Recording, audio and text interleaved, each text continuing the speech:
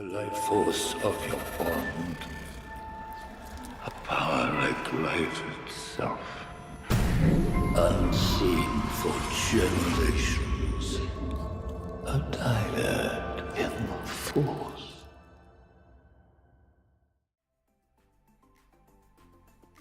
Hello, hello. Welcome to another episode of DYAD in the Force, episode 210. Shout out to the first in the chat, Spooky Kitty. James What's up, Kennedy, Spooky? How you doing? Talon Card, Satil Sean, all of those things. Choco, what's up, man? What's up is we have some sad news. Star Wars Hunters apparently is gonna be shutting down as of October 1st. So April 15th will be the final content update for Star Wars Hunters. You'll still be able to play the game and the newest Hunter, Tuya. They'll be made available and free for all users April 15th onward. The game will remain playable until October 1st, 2025. So it looks like they scrapped the Steam launch.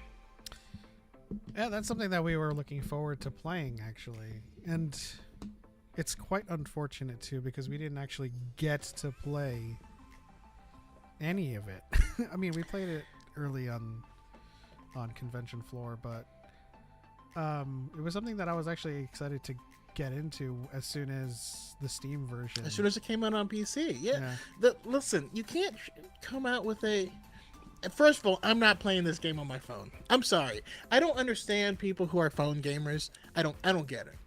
It couldn't be me. Not that they don't exist.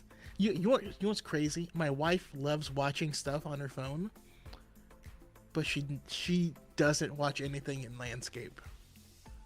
Just in portrait. She has her phone locked.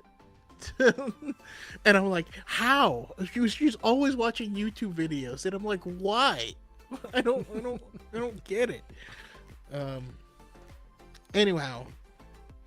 Yeah. I would have loved to do more, but I don't know.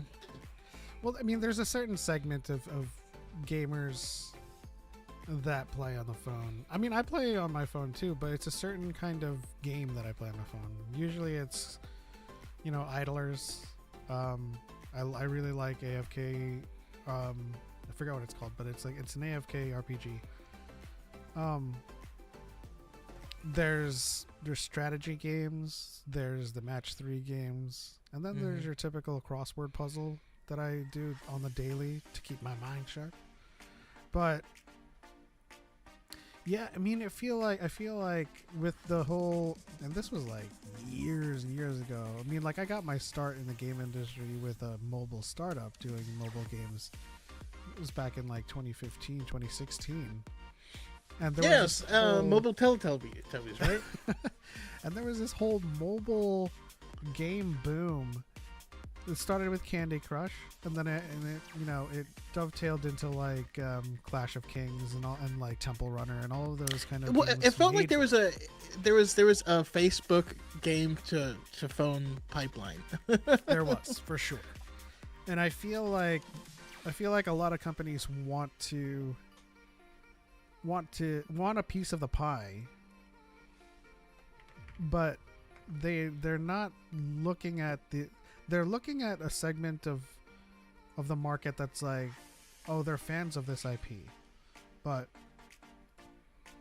the game has to be geared towards the mobile market. You really can't release a game that is going to play well on a certain platform and make that platform last in the release schedule. I mean, Galaxy of Heroes does really well because it is suited for the mobile platform. You tap and do things like, but like a real-time game like Hunters, it's a very, very finicky, very fragile market to break through. And if you really want the fans that don't typically play on the phone to play the game, then it has to release on another platform. It's that simple. That being said, so what recently was announced is a just today we got the full listing of the panels that are going to be at Star Wars Celebration. Um, did you already change the thumbnail or the title?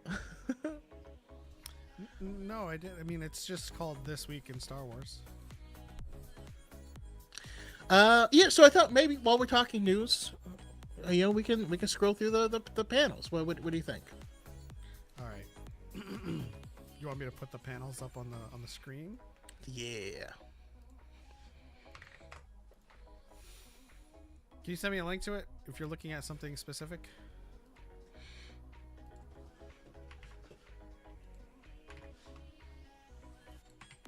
Connor says, don't disrespect games like Angry Birds and Candy Crush. Those games do well on mobile because they're specifically suited to take you full advantage of that input method.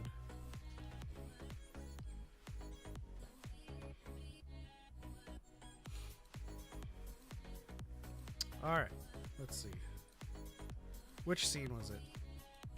Is it this scene? It's this scene. It's empty right now, but you'll see. You guys will see something real quick. All right, there you go. All right, I got the panel schedule up. What are we looking at? Daibu. Daibu. Those are the characters on underneath live. Daibu. Did you ever play Angry Birds Star Wars? No, I play did. Angry Birds. All right. All right. So yeah, we're. I mean, everything's just is looking cool, it's looking good. They're gonna start out with a bang. We're gonna get Mandalorian and Grogu. Hasbro. Hopefully, we still are on the list to get Hasbro toys when they come out. I always wonder whether or not we've fallen off because A, I slowed down on making content, and B, like they sent us a bunch of stuff for Ahsoka, but that was during the writer's strike, so we just didn't talk about it. And there's stuff like that. Well, first we have the let's see. Yeah. Okay, so it's just those are just talking about the stages. Yeah. So okay, Mandalorian Grogu is the first one. It's interesting that we don't have Connor, great to have you around.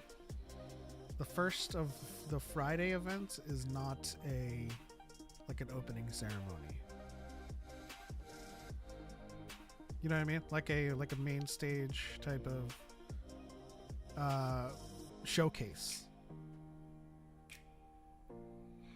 It doesn't look like it's on these panels unless they're not. It's not part of the panel schedule, and it's just, hey, this is the start of the day. Yeah, that's probably more like what it is. Lucasfilm Publishing, Stories from a Galaxy Far, Far Away. I am super excited to hear what comes out of there because, listen, we got news on the grand finale of the High Republic, stuff with Adam Christopher, Tessa Gratton, Mark Guggenheim. Which what did Mark Guggenheim write? He's the CW stuff. He was producer and writer of okay. Arrow, Flash. That's what I was like. I know the name, but I don't know him in relation to Star Wars books. The other ones, we know. I think he's doing Jedi Knights. Yeah, Lydia King, Ethan Sachs, Phil Szostak, who we need to get on here. I know he's a fan. Alyssa Wong, and he's a fan of who? Us? Yeah. I mean, he's talked to. Well, I've talked to him. He's actually a regular in the audience for Around the Galaxy. Okay. And so I've been on there and gotten to talk to him. But he does a lot of stuff in Star Wars. He does a lot of the art of books. Yeah. All of the art of books. He's also done some reference books too. Yeah. Telling stories across cultures, Star Wars and Japan. I mean, yeah, let's see if that's new to anybody. 'Cause You know what, though? There's a segment of fans that don't know about the Hidden Fortress, Kurosawa films, and how.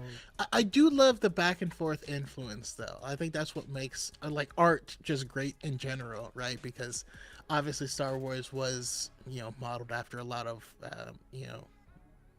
Japanese inspired things, but in turn, there's a lot of anime and people in animation on the Japan side that were influenced by Star Wars, and we just keep going back and forth, and I like it. It's the cycle, like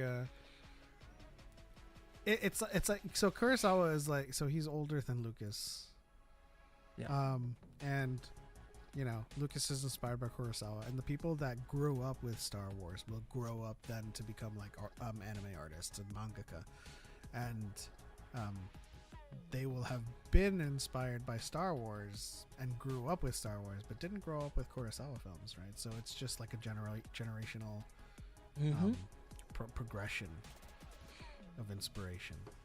And that's why you get weird people who are like, Star Wars and anime, that doesn't make any sense, and you're like, it makes perfect sense. It's kind of like Todd Howard still making games like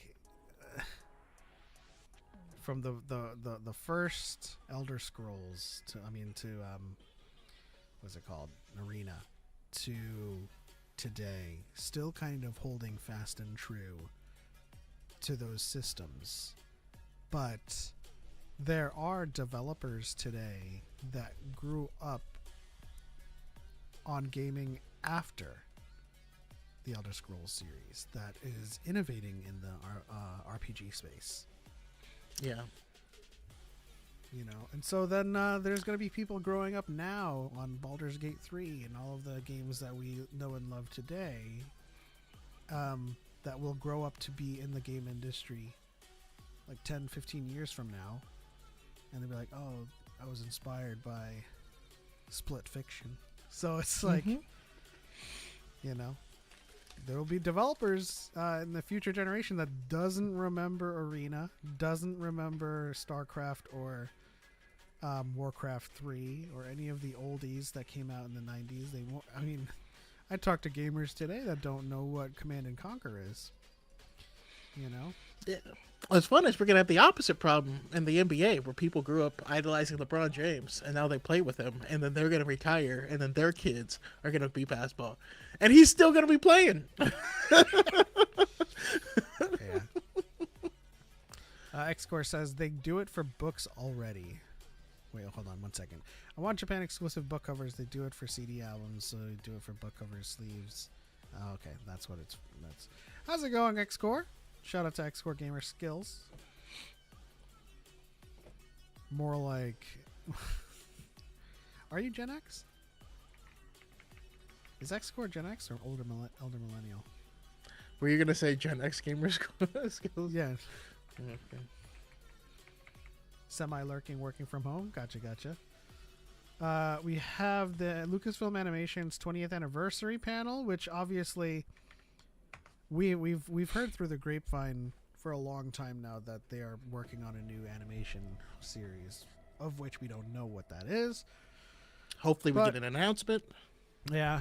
But it makes sense, because I think there's rumblings that they want to continue either the High Republic or the Stranger story in animation to combat the high cost of production, which makes sense. Animation is cheaper, not by virtue of the fact that it is more efficient, but by virtue of the fact that they don't pay animators a lot. So, that they abuse animators. It is a much change that. cheaper genre altogether, right? You're not building sets and building, having to design, animatronic robots and all this stuff, Yeah, and in the same vein, like if you need to get Ewan McGregor to do the voice of Obi-Wan, his rate's not going to be the same as actually appearing on a live action set and acting. Yeah. But I still would like to see animators and everybody that do the work actually get their just desserts, because the whole industry at large just kind of, as Chuck said, abuses the people that bring it to life. Let's see, the expanding Star Wars galaxy through plastic models. We already got a glimpse of this. They kind of brought back some practical model stuff for Andor. You know, lots of the development was around bringing back like how Lucas used to film space battles with models and stuff. So that'll be a cool panel to attend. Islands. I mean, I think that's one of the coolest jobs you could have. People just blowing up models. Like the reason why there's not a lot of classics, like originals from the original trilogy, is because they blew them all up. Doug Chang designing the world of Skeleton Crew. You know, The designing there was beautiful. Doug Chang is always the GOAT, and I'm so bummed I didn't get to talk to him. He was right there. He was right in front of me. Same in well, that was in D23, right? Yeah. In London, he was right next to Mike Chen, and we were talking to Mike Chen, and that's how the joke with Johnny started. Because Johnny couldn't tell them apart. I got to meet Mike Chang. I'm like, oh yeah, what about Doug Chen? He's like, yeah, him too. He's like,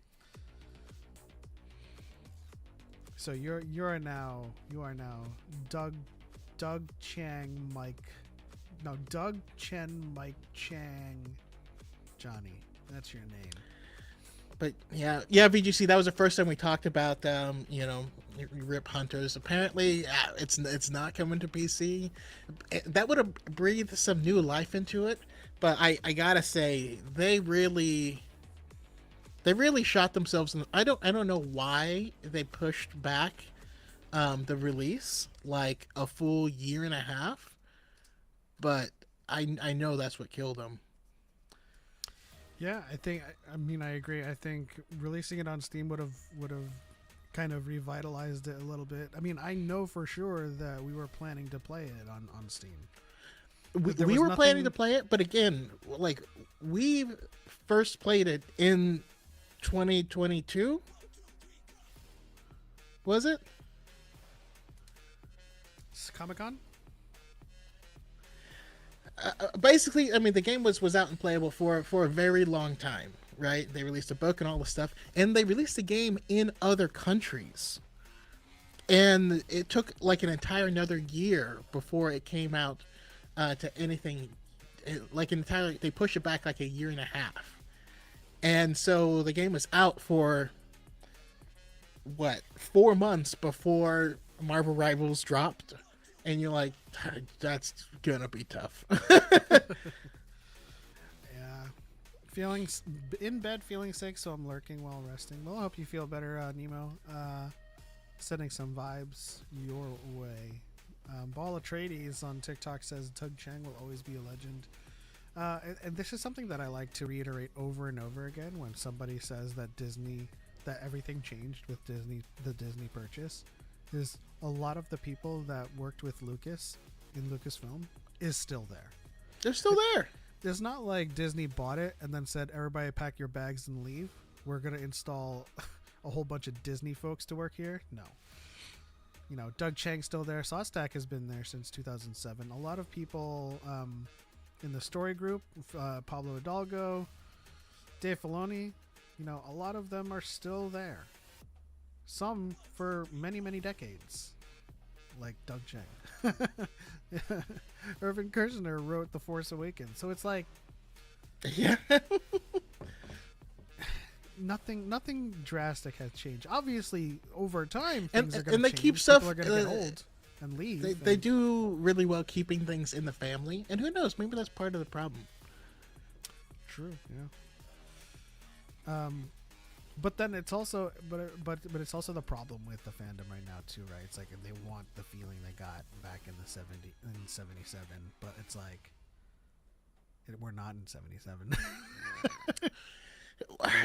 No. The problem in the fandom, in my humble opinion, I mean, there's a couple of them, But I think one of the big ones is millennials are hitting midlife crises. You know, like there's all these people now who are like, Star Wars isn't hitting like it used to. Marvel isn't hitting like it used to. Gaming isn't hitting like it used to. All of them are bad now, and you're like, maybe you're just different now. Yeah. How old were you when Endgame came out? I don't know. 32? How old am I now? I don't know. Let's see. I would be 30. I would be 32. Okay. Yeah. That's wild to think about. It's already been 7 years since a lot of the kind of the hubbub around the new Star Wars and the Infinity Saga happened. And so like we've gone through 7 years of essentially kind of transitioning to another kind of highlight in the MCU, and we're transitioning into another kind of movie era with Mandalorian and Grogu, New Jedi Order, the Kinberg trilogy, all of the stuff that's coming out. It's going to be another kind of era of movies for Star Wars, and we're all in different points in our lives again. You know? Yeah. Shout out to Malik. Roar, roar, I'm the monster. Stand ready for my arrival, worms. Mark Daniel Martinez said, I was a wee lad of 45-ish. Shout out to St. Patrick's Day, I suppose. I said, wee lad. I was only 45 years old. Was out back of the pub, sharing a pint with Shaban and Neve. Shout out to Neve. I'm just going off of like that one segment with Saoirse where Jimmy Fallon's like, how do you say this name? She's reading all of the Irish names. And then we have, let's see, on Saturday, Andor, A Star Wars Story. Constance Pep, honey, this isn't your fun. This is impressions. Of course it's not. I'm not Irish. Well, then that wouldn't be an impression. And then Ahsoka. Ooh. Special guests. As we look back at the first season of Ahsoka, I doubt it. We're going to see some season 2 footage for sure. They're gonna film something over a week and be like, we have something special to share with you guys. Doug Cheng's masterclass working in the Star Wars art department. Man, he's carrying the schedule right now.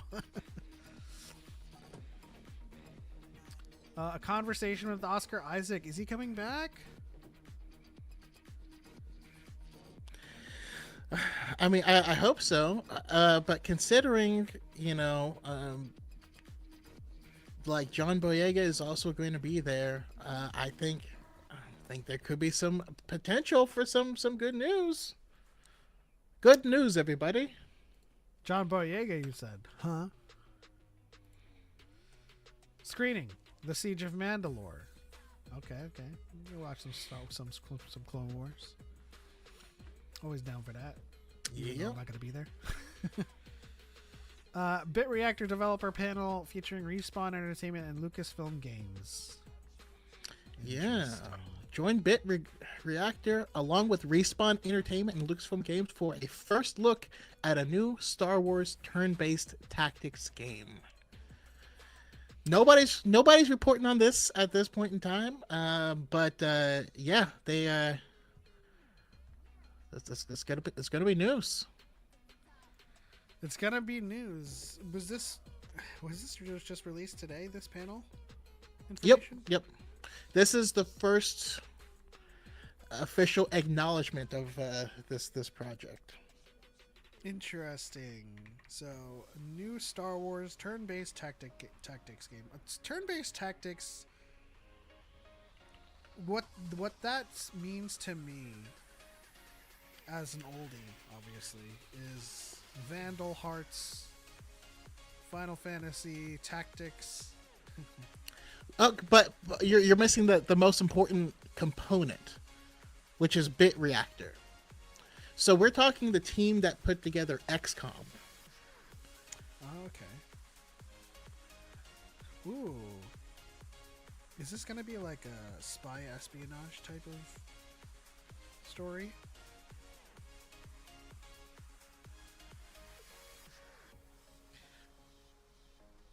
No comment. That was a good 6 seconds of like, Listen, man.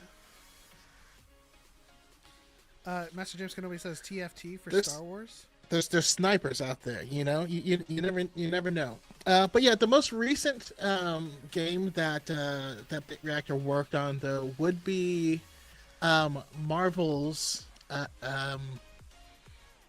Sons of Midnight, Brothers of Midnight, Midnight Suns, Marvel's Midnight Suns. Oh, is that the? No, wait. I'm thinking of Gotham Knights. Never mind. I never played Midnight Suns, so. So yeah, if you want to get an idea of this stuff they've been working on recently, but yeah, they're working on the game, and it'll be very interesting to see how the reaction is. If you've played XCOM 2, though, you'll know that there are entire Star Wars, like, first of all, XCOM 2 is one of the most expansive games out there. I don't know if you've seen how much DLC and stuff and how big and popular that game was. There's so much to it, but also the modding scene is incredible. So there are people who have modded it so that the entire game is Star Wars, that you are running either the Rebels or you're running all clones or whatever. Like, there's whatever you want, they have it. So to get a real game that's based in that, it'd be cool. All right, we're getting some robot Choco. We'll see if his internet survives whatever's happening. Connor says, "Why is Choco so secretive right now?" No comment. TFT for Star Wars. I mean, I think Teamfight Tactics is a little bit distinct from XCOM, but I'm trying to imagine what the game might be like. But I mean, we'll see when Celebration rolls around. We have the cosplay showcase. Love cosplay contests. Some of the most inventive and creative people are cosplayers, and the people that like fabricate their own stuff in particular is crazy. I think one year in celebration, we were both in that celebration. There was a Poggle the Lesser, or Oh yeah, was it a Poggle the Lesser, or was it just a that general? was Genosha? incredible. No, that was Poggle the Lesser. That it was. Yeah, I don't know if there was animatronics involved, but like the fabrication on that, it looked like a Geonosian from Attack of the Clones just came out and was like, "Hey guys, I'm on the contest now." So, there was an awesome Grievous. I mean, I really hope that they broadcast the cosplay showcase. And then on Sunday, the last day of the celebration, we have Star Wars Visions Volume 3. Celebrate the first 2 volumes of Star Wars Visions and the animated anthology's anticipated return to anime. Hear from new and returning studios as they share a sneak peek of their Volume 3 shorts. Oh,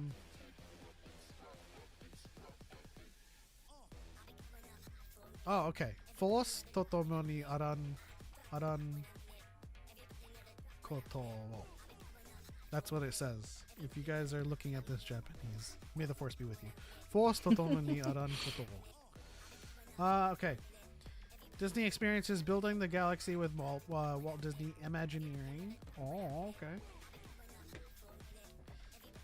And then we have a ILM panel, The Mandalorian and Beyond, behind the scenes of The Mandalorian, The Book of Boba Fett, Ahsoka, and more. And I'm focusing on the and more part. Yeah, you know what? We'll have to reach out to our friend, you know, that works for ILM.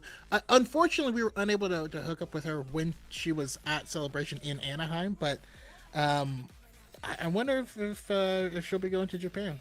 I don't know. We'll have to reach out. The Fett family? I like how this panel's not called The Mandalorian. I mean, yeah, only none of them are Mandalorians. They were on the show The Mandalorian. Sorry, cry about it, people. The heroic sidekicks of Star Wars. Oh, we got some Anthony Daniels, Ahmed Best, and Alan Tudyk. But behind the scenes, look at their performances as the heroic sidekicks of the galaxy far, far away. Some could argue that they are the actual protagonists and not sidekicks, but depends on how you look at the story. From certain angles, they are. 50 years of magic, celebrating the legacy of ILM. 50 years. That's a lot of time, really. Sorry. Star Wars Rebels finale screening. Get out. Relive the unforgettable. Which would be cool to see, but like, I ain't trying to cry. Come on, man. Don't do that to me. Which paved the way for future stories in The Mandalorian and Ahsoka. That it did. And I know a lot of Rebels fans that are also Disney haters. Rebels came out under Disney. It's an XD show. I remember watching it on XD week to week. And then we have the closing ceremony, and I suppose this might be the where they would go for the announcements. Then, you know, special guests, weekend highlights, and much more. This is a send off you won't want to miss. Just like this show is an episode that you can't miss. Shout out to our friend AJ Starkiller. All right, looks like a packed schedule. As always, having attended Star Wars Celebration ourselves, it is, there's a lot more on the show floor. There's a lot more panels that are all around the venue that doesn't go on the main, the panel schedule for these 3 stages. Yeah. I mean, man, we have a lot of mutuals who are getting their own panels and stuff too, which is just really exciting. Look forward to, hopefully bringing them on here to talk to them about it and their experience and whatnot. But yeah, I don't know. Honestly, I know we say it all the time, but it's a fantastic time to be a Star Wars fan. Yeah. Speaking of which, our past experiences at Celebration. Choco was on a panel with with the Nerdy Nightly. Yeah, I was on a panel with our good friend Chase Swacer. I'm sorry. I see Swacer and I just say Chase. It's a Swacer and our good friend Bucky. Gingers are plants, not roots. Yeah, man, I wonder how they're doing. I haven't Bucky. seen them in a while. Yeah, I miss Bucky. We'll need to reach out and see if we can catch up with her. But yeah, I bonded with Bucky over their name because it's gingers are plants, and I was like, no, gingers are roots, and then they're like, you got it. Similarly, I bonded with Bucky over her ability to read Orabesh without a decoder ring, which makes me jealous. And so in the future, she'll be able to read this without any help. I don't know if you guys saw that. But Yes. Okay, so I got. Oh, okay, all right. So we had Malik earlier say, "Rar rar, I'm the monster. Stand ready for my arrival, worms." And then just now, I'm a spooky kitty said, "Stand ready for my arrival, worms." I am going to take that and assume as part of the Invincible finale, which I have not seen yet. So stop it. Knock it off. It's been like it just came out. Yeah, I was just surfing through with my Google TV and saw the splash page for it. I was like, oh, okay, season 3's out. Some of you guys, well, I'm not even. Well, they've been releasing season 3 in arcs in chunks, yeah. So so I've been caught up, and I'm pretty sure at the end of this they're going to introduce who's going to be the big boss, which is basically the Viltrumite version of Freddie Mercury. He looks like Freddie. He has little Freddie Mercury like stash and stuff. It's hilarious. Let's see here. Connor says, when the F did you get a tattoo? Well, I got this one like months ago. Oh, well, I guess that's when Connor was kind of just away from it all. The way you said that, though, reminded me of the movie The Ringer, when it's like, when the F did we get ice cream? But this is the fairy tale crest. I'm now officially part of the guild.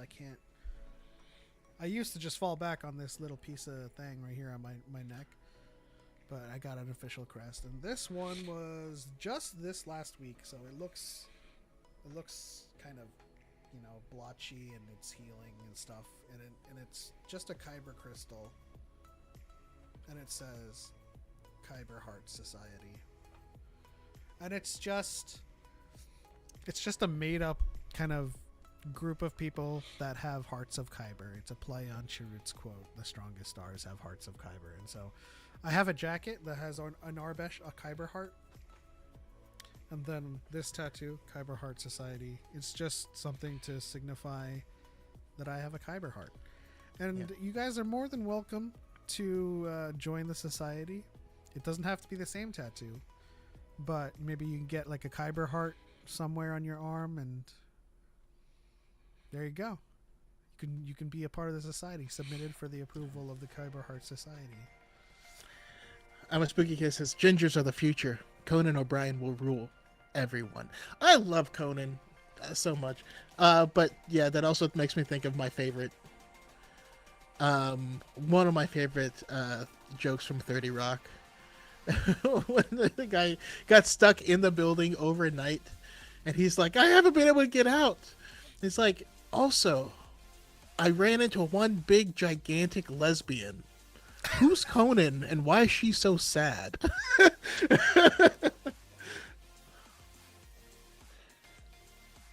Man, I love 30 Rock. Send me a photo of your tattoo and I'll do it. I mean, Connor, what was the tattoo that you got? I don't know if I want to do that. Be responsible for you putting a tattoo that you might regret. No, but Connor said that they got their first tattoo a couple months ago, so I'm curious what they got. Also, Connor says Star Wars Celebration Australia next, and I'm gonna say no. No. I hope the next Star Wars Celebration comes back. Shout out to No, not Anaheim though. Florida. Although it probably won't be Florida. Disney's been having some struggles in Florida. But I just remember a long time ago, like the first time I went in Anaheim, and went from there to it seemed to follow the same order. Yeah. Star Wars Celebration UK, and I'll go. Bro, London was 2 years ago. Missed it. That was the last one. And I was there, so if you if you didn't go then, I don't trust your word now. Star Wars Celebration Canada is cool. I would do Canada. That would be cool. I've got family in Canada. I feel like, though, they are going to err on the side of locations that have Disney parks, if they can. Is there a Disney park in Chicago? There's not one in Chicago, no. I mean, That's like a massive major city. But yeah, well, overall, I did. That was a joke for our East Coast friends, but like, I wouldn't mind it going back to Anaheim. no, so there was one in Orange, Florida. I think that's, and I was like, huh? There's a city Orange there too, which this isn't but no, I would love to be able to go to the Florida one so that I can hang out with Darius and with Young and with Christy, and we got peeps over there that we just don't ever get to see. X-Core says technically the tattoo artist owns the copyright to the tattoo, not Pep. I don't know what you mean by that because I'm the one that designed it. They're the one that just inked it. I didn't go to a tattoo artist and said, "Can you design this for me?" Let's see. Kind of says I got a tattoo of my favorite musician's guitar. Okay. Who's your favorite guitarist? Yeah, I'm curious. Like, whose guitar and what kind of guitar? And why is it Steve Vai? Just kidding. An 8-string guitar in there. Yeah. I was watching the Celebration London news come out while in a uni seminar. I was dying inside. Aww.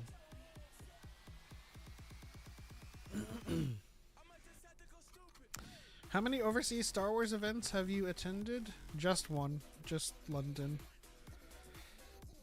I mean, my first Star Wars celebration was Anaheim 2022. Was when, or 21. This is when the world was starting to open back up. You know what I mean? From COVID. We were all still wearing masks. Yeah, you had to get COVID tested before you went in there. Those were the days. And I got COVID right before going, so I was good. I got COVID coming back from London. So yeah, but you got it from your family at home, though, right? No, I got it again from my family afterwards. Okay. They came back from Mexico. Yeah. Marianne says, "I hope you guys have a fun time in Japan." We're not going. We're not going. We are fiscally unable to. But I will say though, there are some benefits. It's obviously you're not going to be there, so you don't get some of the goodies. But there are certainly benefits of viewing it from home. You get to be there in every panel to see all the stuff, and if you're quick, all the secret stuff leaks online. So all the trailers and stuff, I got to see them. which is funny because I think at our last either in London but also in D23, we saw things come out in line for a panel to see that thing. Yeah, so it's kind of like, sure. Why am I even waiting here? I feel less left out. Yeah, things might change. I'm not going to get into details, but I do have a couple of interviews lined up with some pretty huge, big deals in the game industry. So I'm hoping this is the turn of the tide, as Gandalf would say, or Grandalf. Shout out to Rings of Power. And not to kind of step on Choco's toes, but I think there's some prospects there as well. So we'll see what, in our upcoming DYAD Con 2, where that'll be and how big that'll be. as well as the future celebrations, future Comic Cons. You know, it's always easier when it's in our neck of the woods. That's why we love San Diego Comic Con, D23. But you know, Master Junction. I'll sell one of my kids if I can get to the next celebration. That just makes me think of The Simpsons when Homer's like, "I have 3 kids and no money.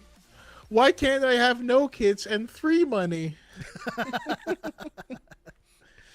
2027 is our year. I feel it in my bones. Yeah, I mean, I'm hoping this year is our year.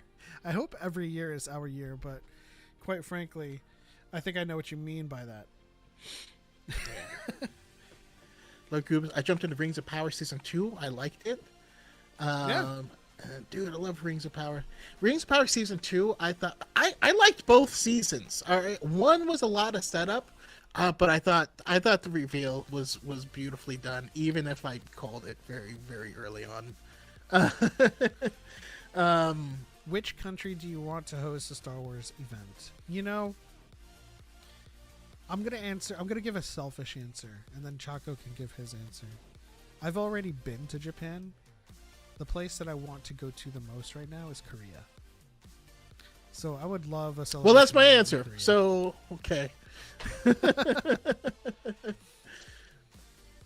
I mean, like, yeah, I mean, Japan has changed since 2009 when I was there, but like, I do want to go back to Japan, but I also want to go to places I haven't been before, and I'm like super huge into like K-pop now and Korean dramas, so yeah, I would love to go to I want to do Korea, and I want to do Singapore. Oh yeah, I want to meet I want to meet a nice little Singaporean lady and have my own little crazy rich Asian moment. Not me, I'm not crazy rich. I want to meet a crazy rich Asian. Kind of like a Cinderella story for me.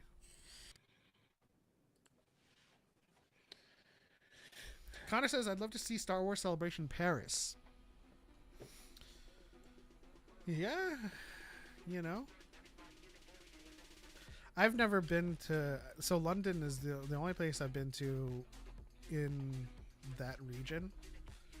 So I'd be down for... I mean, I'd be down for any country in Europe except for... Never mind. We'll say Paris. Italy. I'd love to go to Italy. But I think for the most part, Korea is on my number 1 list in terms of wanting to go and see the country. I mean, my wife being a Korea boo. Also, yeah. I'll be disappointed if those 2 wizards end up being Gandalf and Saruman. I hope it's a trick and they end up being the blue wizards. Well, no, I mean that. So, are you talking about like the dark wizard? Because the wizard that helps, it is Gandalf, by the way. Like the stores and the stores gave him the name Gandalf, and that's basically how it plays into Gandalf. But I'm unsure if the Dark Wizard is Saruman, but the other person, Tom Bombadil, is not one. Not typically in the lore, but not one of the Blue Wizards either. Though Bombadil is tracking the Blue Wizard.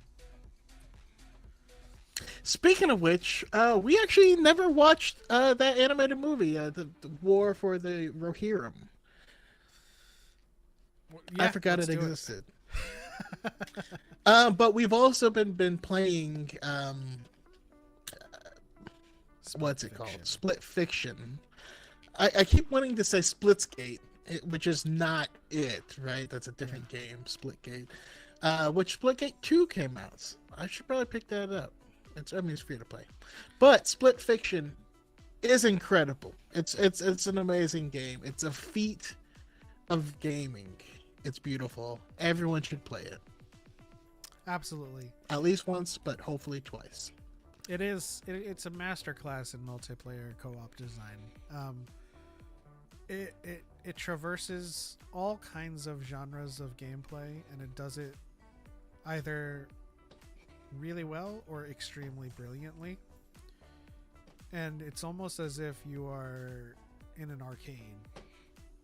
And you go from game to game, and you're playing each game, and each game is well made.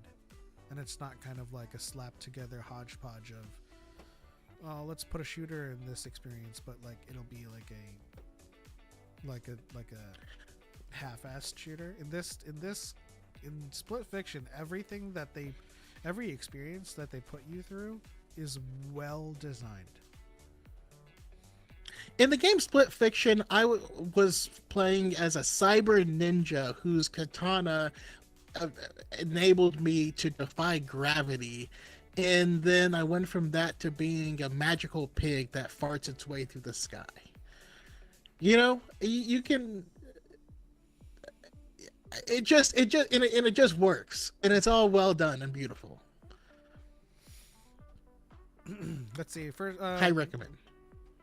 Okay, trivia. Where was the first celebration? Whoever gets it first gets the full amount of the shat I'm gonna send. That sounds weird. But I think the first celebration... I imagine the first celebration would have been in the Bay Area. It would have been near where Skywalker Ranch is. San Francisco, San Diego, San Jose. South Bay, yeah. Not north of San Jose. So like past Mountain Valley. Damn. He says wrong. First celebration was on Naboo when the droids went all broke. Well, then Anaheim.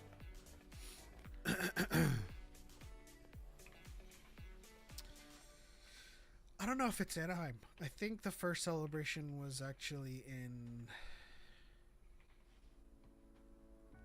Houston. Houston. I don't think they've ever held one in Houston. The answer is Denver, Colorado. That comes as a surprise. It does come as a surprise. Let's go back to the main stage. And since we're done talking about the news, we're going to go to our free period, which is essentially how we're just going to vamp with you guys. Thank you for the £4.99 super chat. The answer is Denver, Colorado. Sugugu Dusk Stray Kids. And sadly, I stage 4T didn't say nothing. What? SH4. Oh, no, that's because we were on the browser reacting scene. That's why I wanted to switch back. And then we have Podwan's podcast. Look what we have here. I don't know if that's Luke or if that's Chris or what have you, but you guys come in and then just leave. Why don't you come in and stay? Try something different once in a while. Hey, I got beef with Shat now? No. You have £4.99 Shat. We don't sell beef here. Neither does SH4T. But as part of our free period, I would like to talk about what we're watching in terms of anime this week. I smell profit! Sayonara Kanyoye super chatted 12.93 credits. Which SW idea or storyline have you personally found most well realized in a Sarazo movie? Oh, well, thank you so much for the donation. We certainly appreciate it. Which one have we found most realized? In a Star Wars movie, I would assume. Autocorrect didn't do them any favors there. Unless Sir Lesso is a thing that I'm not understanding off the Cereal? Maybe?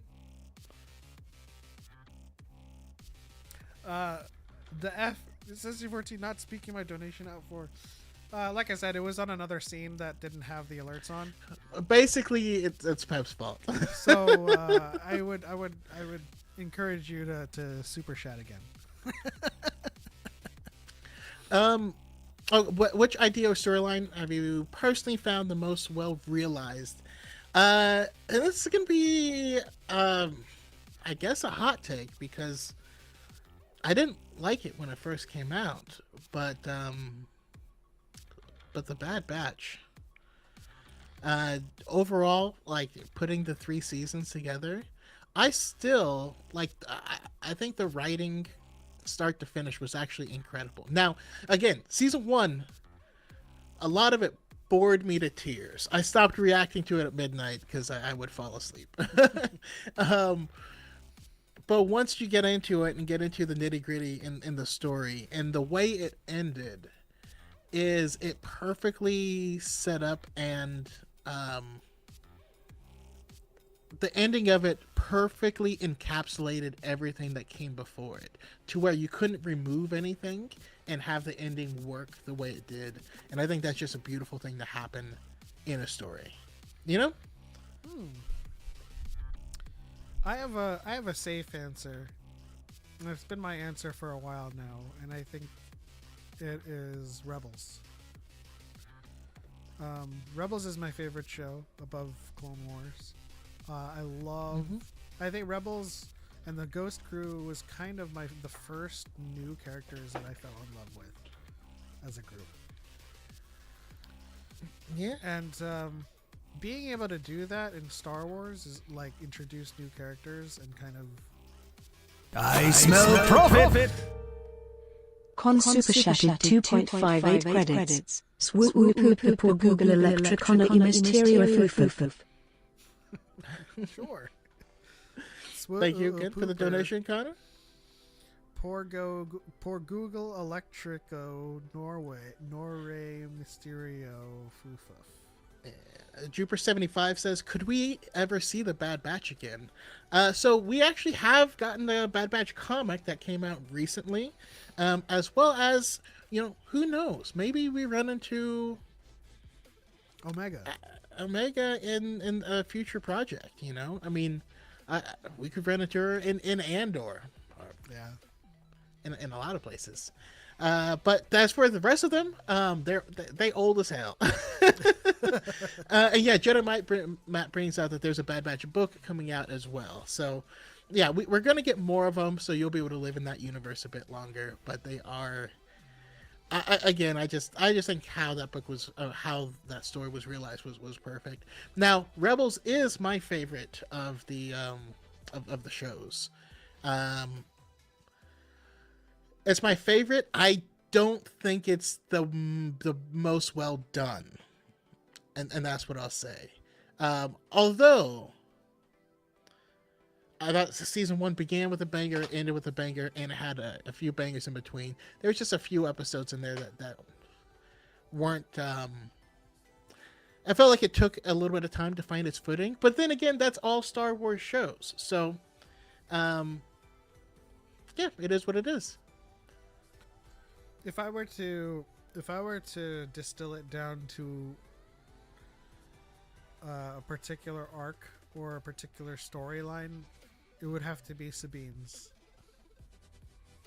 in particular, from Rebels.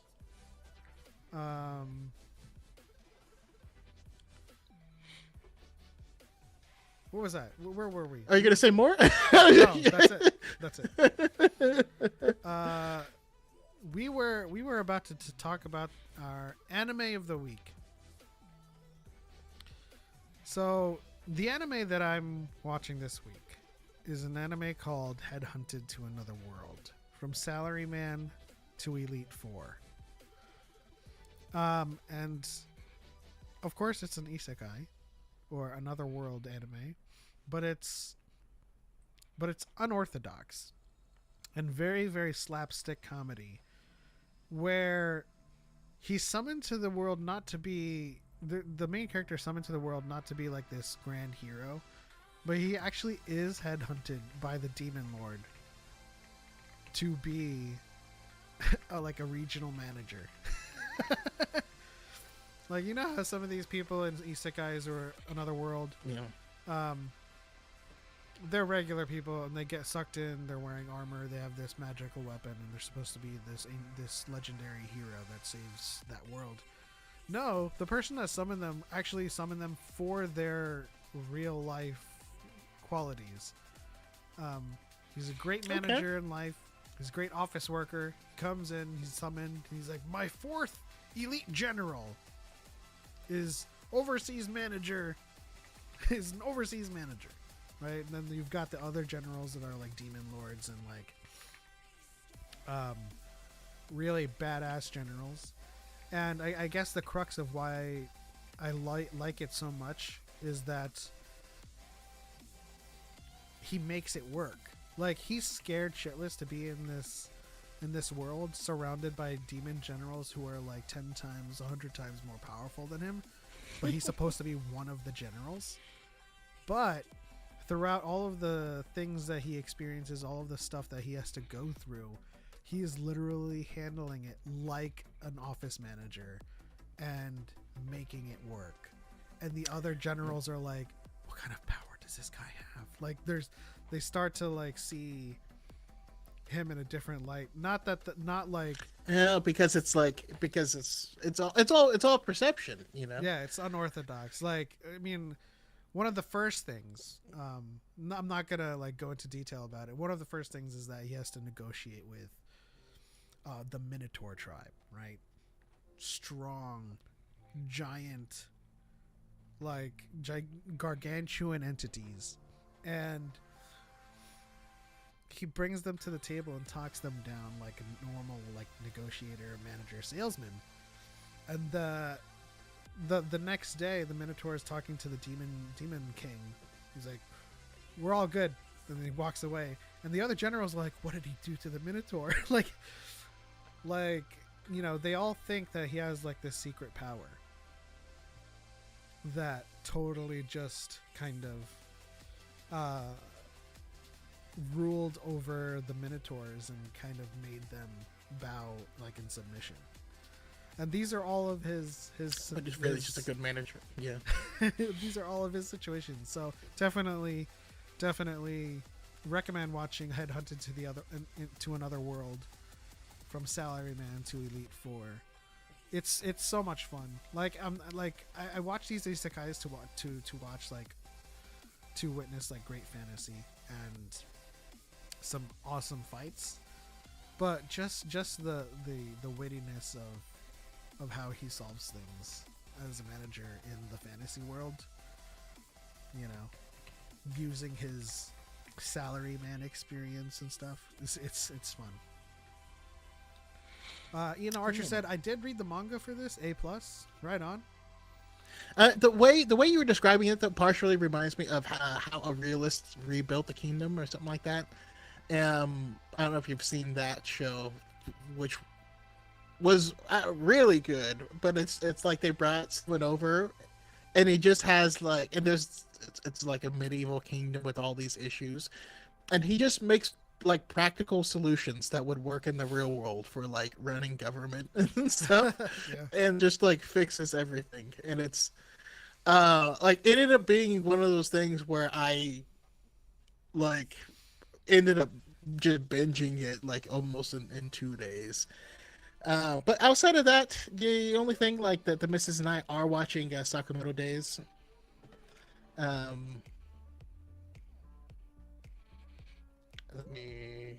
My internet's acting weird, so I'm gonna stop my TikTok live.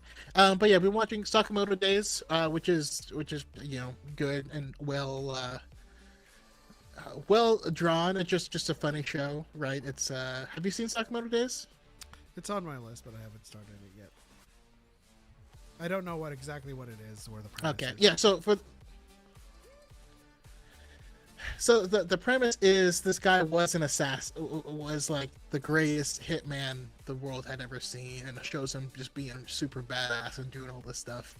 And he was a super badass until he fell in love And so now he's married and he has a little kid and he manages like a little convenience store, and he's like he's super fat and all this stuff, and just stuff just keeps happening to him, but he's still like one of the world's deadliest assassins, you know. And so he's just this big fat guy who barely talks, who fights people. That's funny. Ian the Archer says it's funny. It is what it is.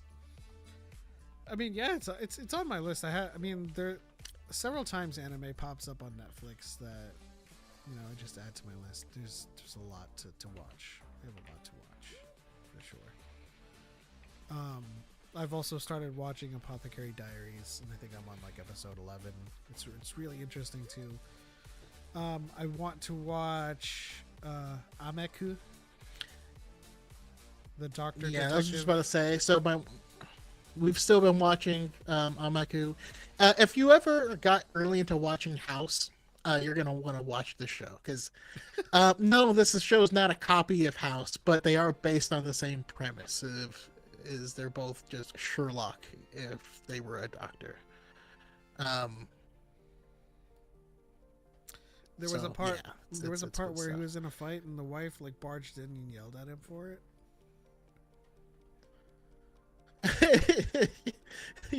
His wife knows that he used to be an assassin and scolds him for it, and he just loves his wife and daughter so much. It's so wholesome of a show that like all of his fighting and stuff is just like just to provide things for his family that he loves, or you know, to help people. Yeah, it's crazy wholesome. That's been a part of my brain that I've been wanting to itch lately is the shows that don't have a lot of action but have very, very I mean, it's not interesting required. writing. There's just there's so much stuff out there. Although, you know, coming up pretty soon, we are gonna have finally the third season of Fire Force. Oh, How many years? When did the first season of Fire Force come out? I'm unsure. I feel like the first season came out in like 2015. I know I was very late in the game getting into it, so I'm not sure when or how long it's been.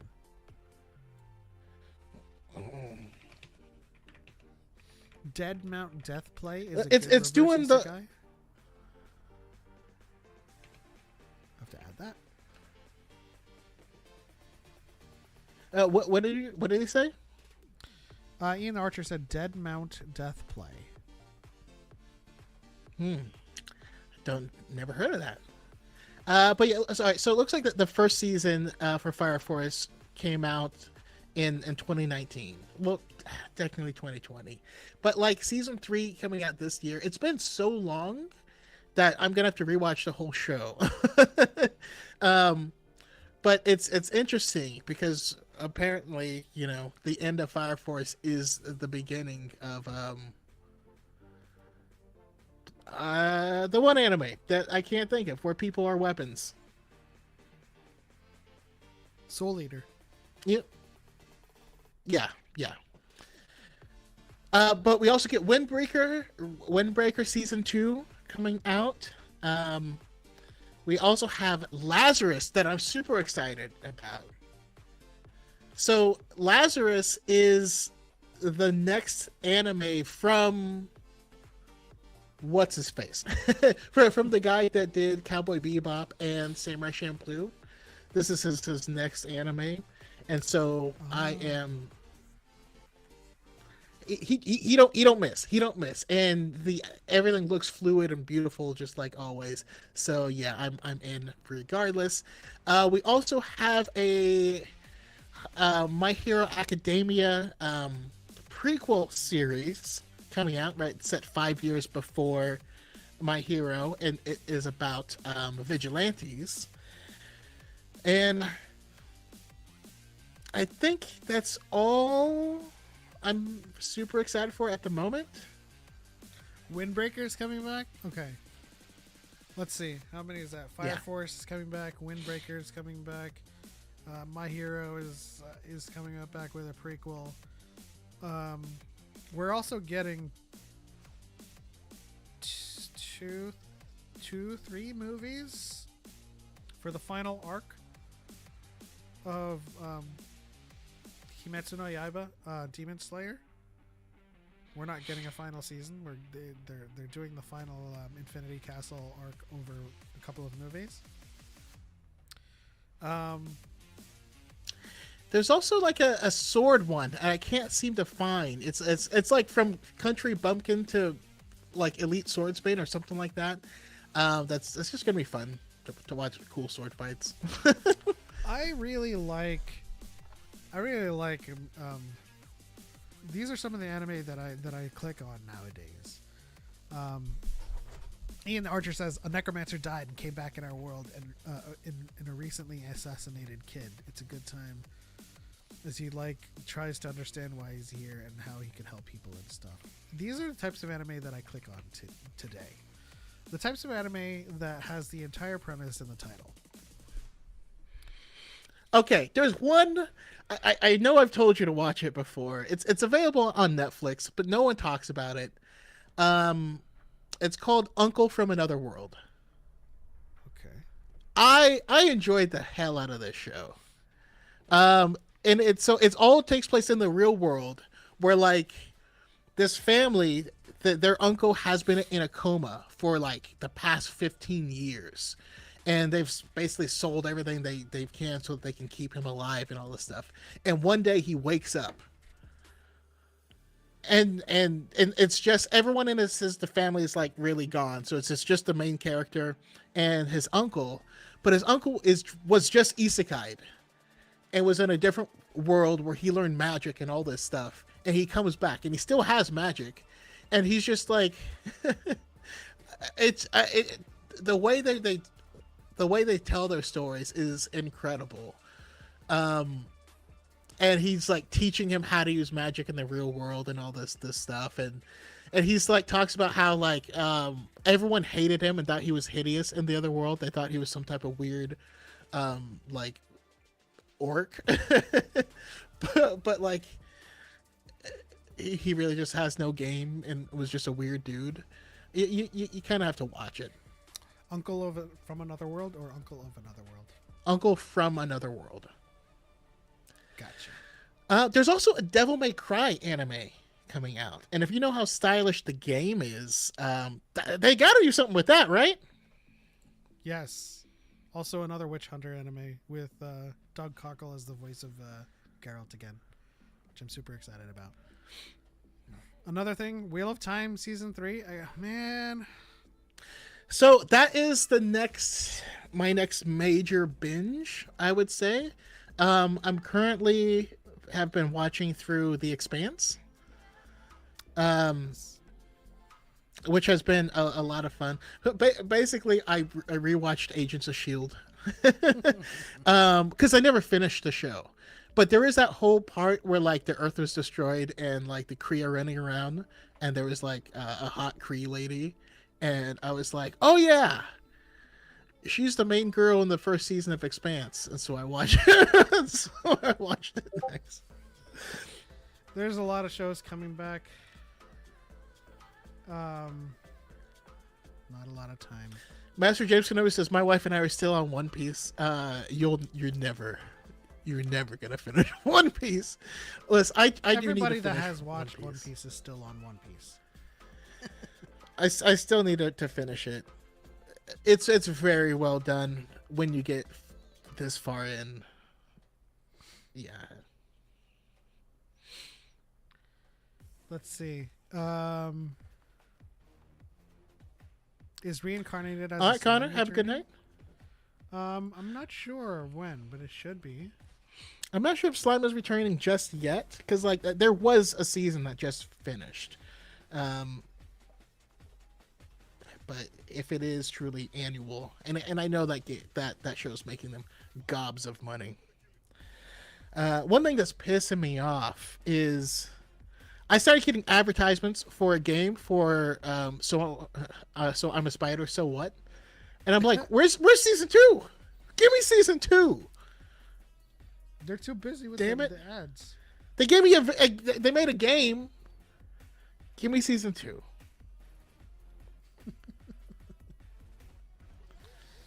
It was so good where it ended because it really played with your expectations of what good and evil are in one of these shows. Because you got to live in the skin of a monster for half of the show. Yeah.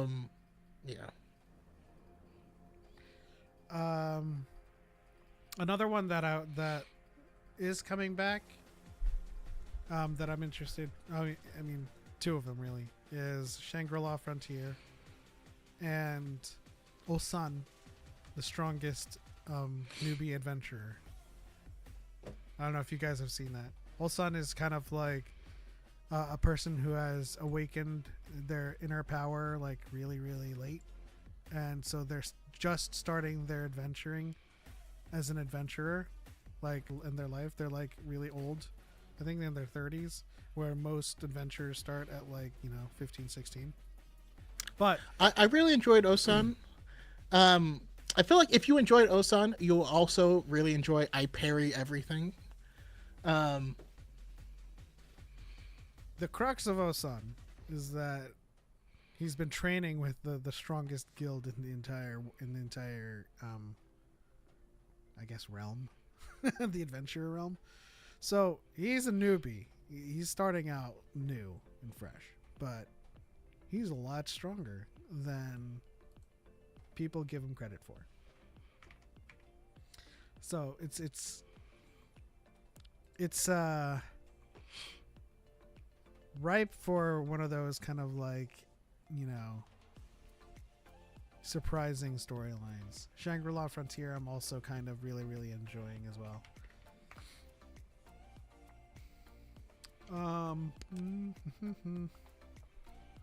What else?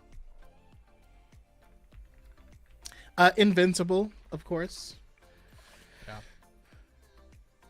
And also, we're already covering it every Tuesday, but Daredevil, needs to be mentioned.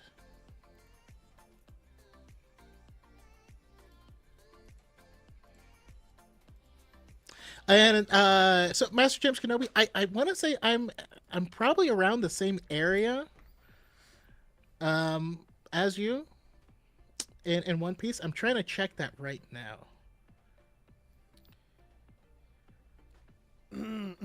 Also, I had a question about your. Where are you in Expanse again?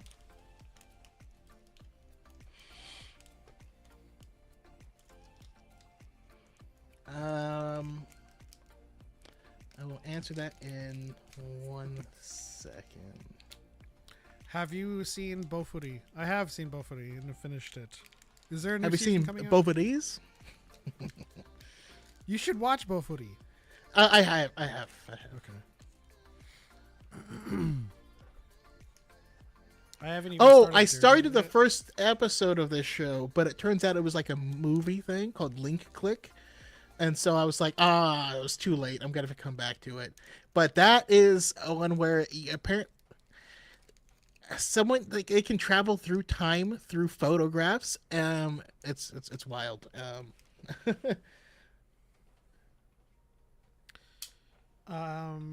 Fallout Season 2, hopefully end of the year or start of the next year. Jeez. I feel like we should all have chips in our head that we can just watch this stuff while doing other things. So I have a question for you about The Expanse.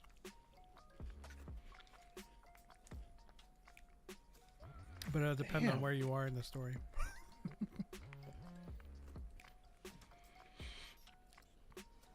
I'll ask it anyway, and if you don't know, then where I'm at in the story, if you recall, because I don't know what season. It just plays. But they just went through a circle gate thing. Okay, yeah. And they have the interviewer and the camera guy on there, and he like swapped out the thing, and they just caught him because he faked the message that went out. My general question was, who's your favorite character and why is it Drummer?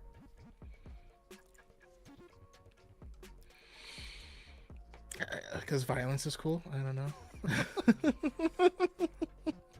Because you know both of us both of us like to be stepped on. No Anybody else in chat have watched Expanse and loved Community Drummer? I still haven't played the Telltale game as well, which I need to do because Drummer is in it, which is surprising to me. You would think that I would played it already, but we have the same problem with games. So I wasn't like as high on Drummer until there was a scene of her after being stabbed in the stomach, hanging upside down doing sit-ups, and I was like, oh, never mind.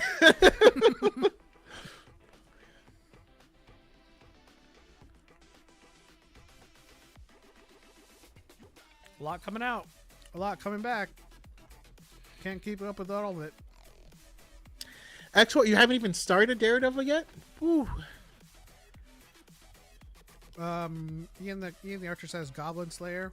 Is that out yet too? Did that come out? I mean, not come no. out. Did that come back? I have not watched Goblin Slayer. But you should. I've heard some things. You know, it's only controversial in the beginning because of a certain scene, but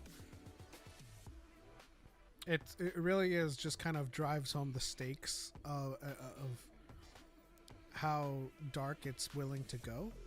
But the rest of it isn't really. The rest of it isn't constant. That, you know what I mean?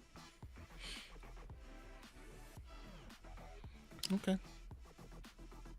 I mean, if it makes you uncomfortable, you can skip that scene entirely, and you'll know that it's about to happen. That then you can just kind of scan forward like 4 minutes.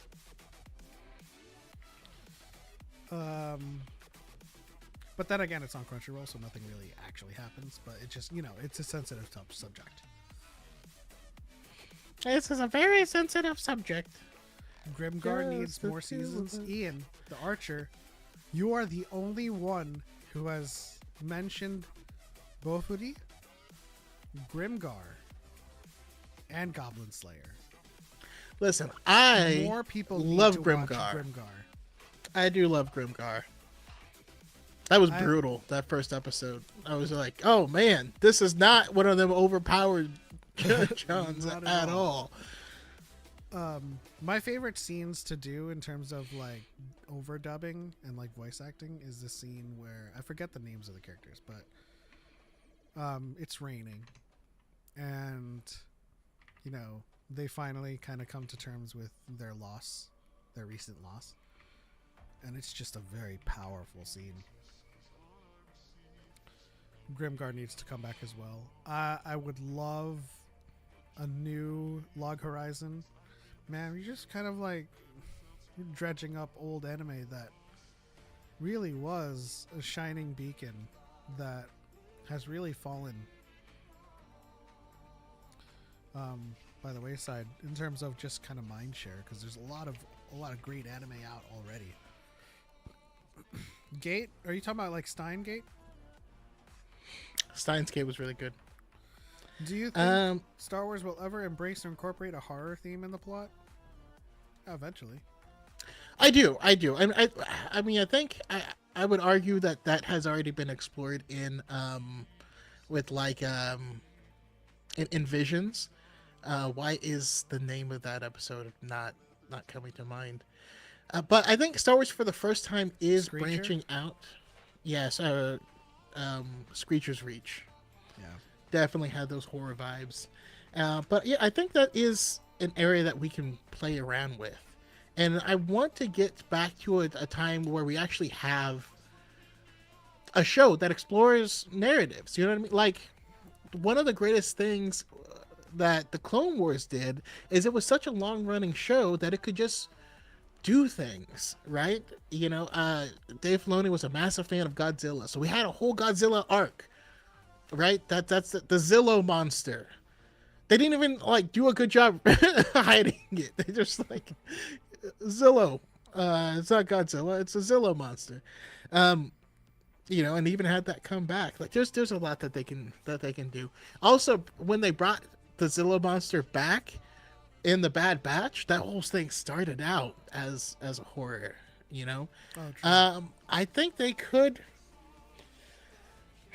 As much as I don't really love the idea, a lot of people seem to like it. We could get something akin to Death Troopers.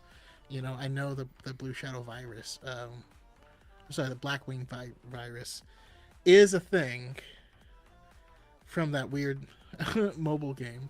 But there is certain things that you could do with it, where you can have, again, same type of thing, where you could have a derelict Star Destroyer flying around and have people try to land on it in order to like pilfer the stuff, and they get faced with these people. What I want to rewatch, because it's been forever and it finally came back with some new stuff. Not recently, but it came back with a new season. It's ReZero. So I remember watching that way back, and then like there's a new series of it, and I totally forgot about everything. So I need to rewatch that. Yeah, I mean, I fell off in like the third or fourth kind of arc. But yeah, I mean, it was definitely. I think that the premise has a really strong start. I don't know how well I enjoy it anymore, though. We'll see. Again, we live in an age. Let's see. Where there's more vending games machine. that we can play, more shows that we can watch, and more anime than we can watch, more books that we can read. It's rapid content creation age. Yeah. So one of the other things that we got was the book from. Oh my goodness! Now it's escaping me. But he did the book where it's a bunch of just like short, kind of epic horror-ish stories. Goosebumps. For Star Wars. It was the first place we saw the sickle lightsaber. Oh, was that Dark Legends? Yeah, Dark Legends. And in there, I mean, there was the story of the Sith Lord who was trying to gain immortality, and there's a little beast down there helping him do it. And those little stories are fun and cool, and there's something you could definitely do with that. So if you're dead set on zombies or dead set on vampires, there's very easy ways you could do this where, it's an attempt to attain immortality by splicing the DNA of a certain creature while doing an arcane ceremony, and you create monsters. I think there's different ways that you can do it, and that the Sith have all kinds of experiments and stuff like that. It would actually be interesting because there is in the Darth Bane trilogy, there is this one tomb where the Sith Lord had been messing around with like organic and robotics mixed together, and when Bane gets there, everything's already almost destroyed. It's almost dead. They're just basically like robot skeletons running around trying to kill people. But if you explored that story while it's happening, damn, that would go hard. I'm looking at my shirt. I'm wondering why it's not lightning. I mean, you can see but anyways, it looks cool. Storm Light, hello there, everyone, says Kenneth. How's it going, Kenny? R.I.P. Hunters. I'm sorry. I know you were looking forward to us joining the fray when it hit PC, but it's not hitting PC anymore. And by proxy, it's shutting down for you in October if you still play it. But welcome to DYAD in the Force.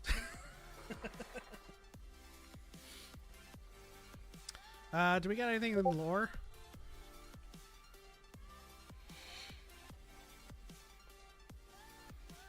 Shall we do our strongest Jedi and strongest Sith? We'll do one of just the very strongest. How about that? All right, and are we? So, are we talking legends or are we talking? We can do both. And I suppose you can lead the legends section because I only know the Sith and the Jedi and the Old Republic. But let's talk about the strongest Jedi in canon. Because I feel like a lot of people's conversations around this topic would start and end with Anakin Skywalker. But why isn't that the answer?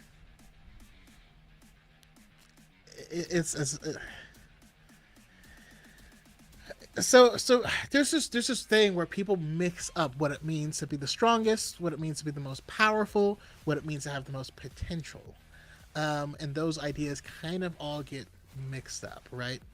Anakin's maximum potential that he had was when he was a kid. That wasn't maximum he attained, but like at that point, the sky was the limit, depending on how hard he trained, how much he trained, and what he fed his mind with, what he did, and all that stuff. But he wasn't strong then.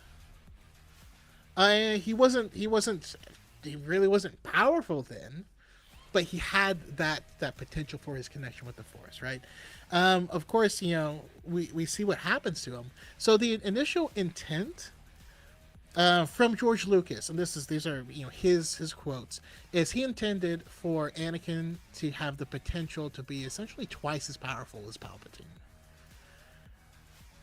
But after his accident, after he gets damaged and hurt, a lot of that potential is removed. And so he ends up being 80%. That's the number George put out there. I didn't make it up. He ends up being 80% of what Palpatine is. So his potential is now lower than Palpatine's. And I think he realized it better. I think he's more powerful as Vader than he was as Anakin. He just doesn't have that ceiling anymore. But that's the main reason why Palpatine wanted Luke, is he wanted someone that had the potential to surpass his father because of what his father had done to himself. Yeah, so my two candidates, and you can correct me if I'm wrong, you can chime in if you want, or the chat, you can chime in as well. My two candidates for the strongest Jedi in canon have always been Yoda and Luke Skywalker. Now, the strongest being with the Force. We can mix in some dueling here and there, but I have a separate list for duelists. So the biggest thing that I will cite for Yoda is his ability to withstand the dark side cave on Dagobah without flinching. His ability to hold back a mountain golem of the Stone Shaper tribe arc in the comics. And then there's Luke, who does in The Last Jedi Simul Futuris from across the galaxy, which is a feat that is described in canon as something that would kill you. And it did. It killed Luke.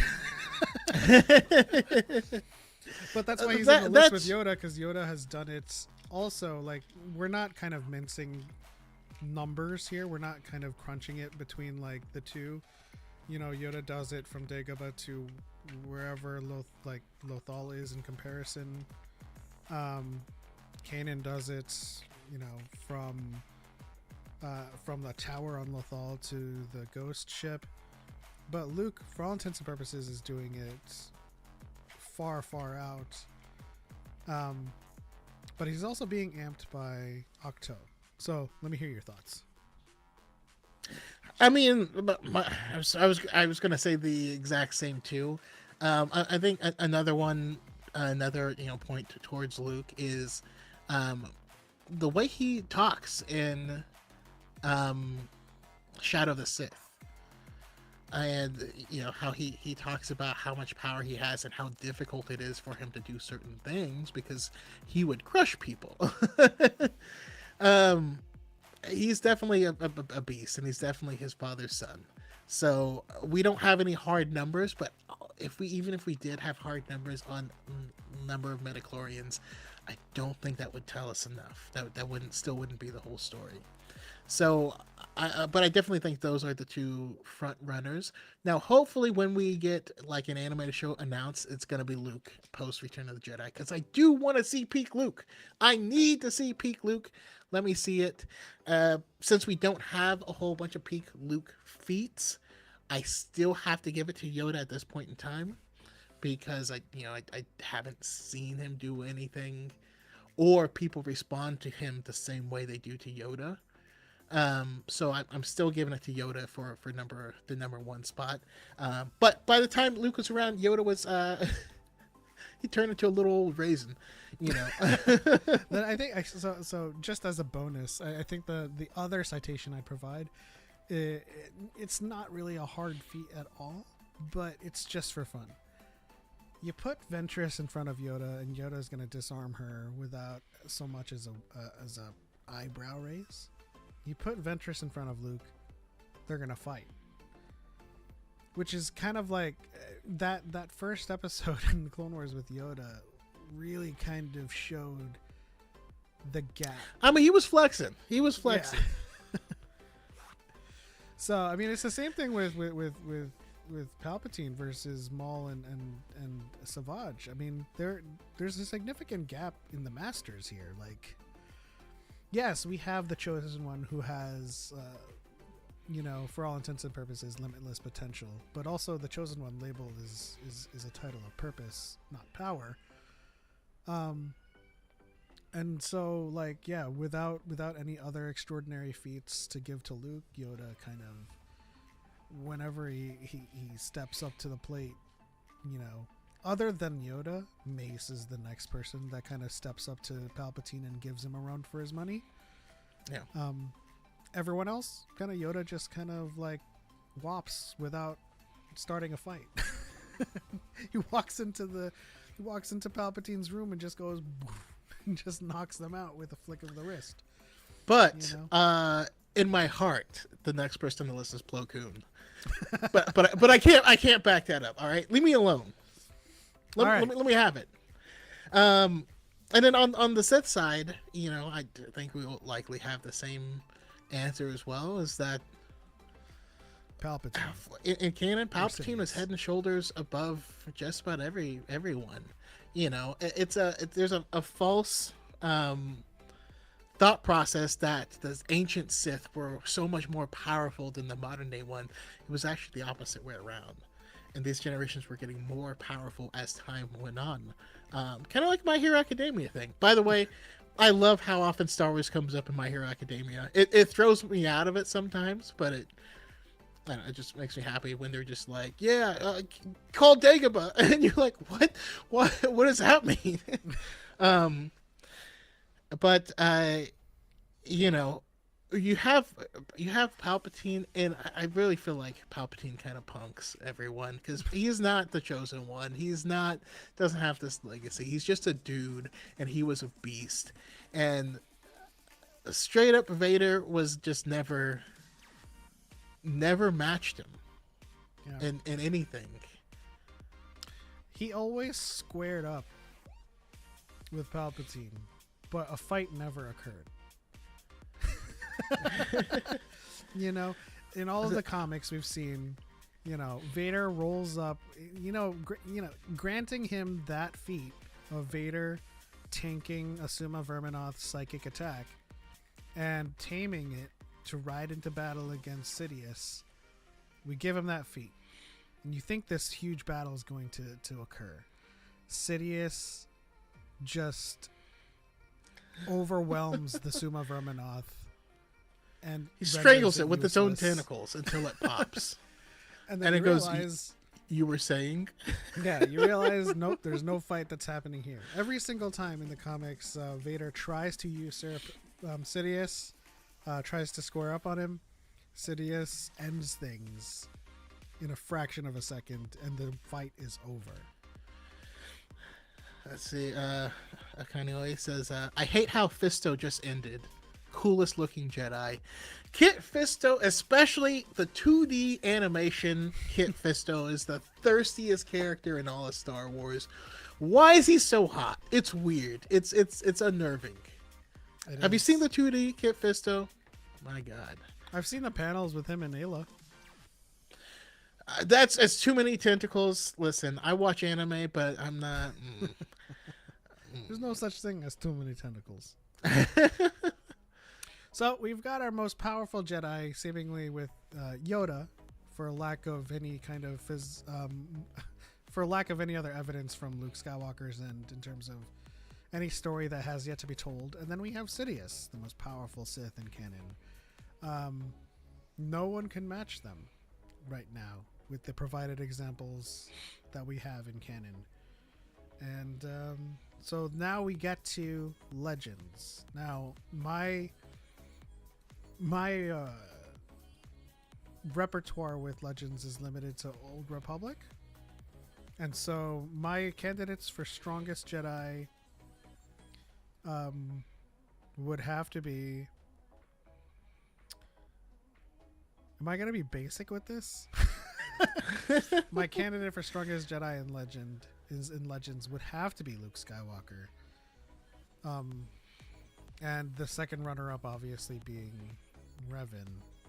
And in terms of strongest Sith, my top two would have to be Darth Krayt and Darth Malgus. No, and I'm not including the Emperors. Not Vitiate. Why not? because Vitiate. Okay, never mind. Let's do it. The strongest Sith is Tenebrae, because he basically just won. He wins in existence, really. Like, he figured out immortality. He's lived for thousands of years. He was the emperor for thousands of years. He got bored of winning and went to another galaxy and won more. And then he got so bored that he tried to wage war with his new thing he created against the old thing he created. And you're like, Jesus, man, you gotta... I'm trying to keep this interesting. So for the purposes of this video, let's remove Vitiate, Valkorion, Tenebrae from the equation. The strongest Sith in the Old Republic to me is Darth Malgus. But Choco, you're more versed in Legends continuity than I am. Give us your strongest Jedi and Sith in Legends continuity. Strongest Jedi, I mean, I still lean towards Luke. Luke was able to do some crazy ass stuff. But way up there has to be Jason Solo, in both. Now, he was more powerful as a Sith than he was as a Jedi, but where Luke outranked him when it comes to power, just straight up, Jason had the utility. Strongest Jedi, Zane Carrick. Zane Carrick's defining trait is that he sucks at everything. It's like saying the strongest Jedi is Theron Shan. Which is a great thing. It's what makes him a really interesting character. You can do a lot of stuff with that premise, but yeah. But I mean, just to throw this out there, in results alone, it's hard to beat Obi-Wan. You know what I mean? Like, he was not the most powerful, but he got it done. He was a scalpel in a world of hammers. But as far as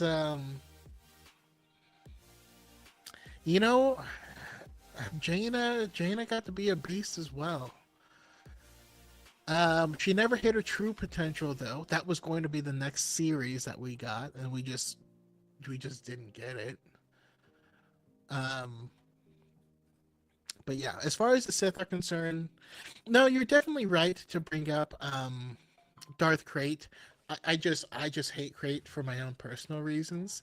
But in the end, uh, no one was able to defeat Abeloth. No one was strong enough to defeat Abeloth on their own.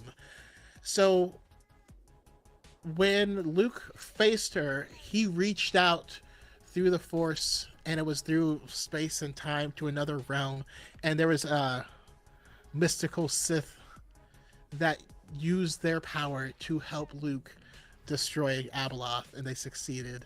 And I still hold this against Sawyer because she asked this question in a quiz. Who was that Sith? It's not in the book. It's never named in the book. The author says later in an interview that it was Darth Crate, but it was it was never stated. So yeah, that's kind of a cop out. Legends Palpatine was a whole nother animal. He was beastier, right? While one of them was, strangling sumo, verminoths with their own tentacles, this one was creating force storms that devastated entire planets.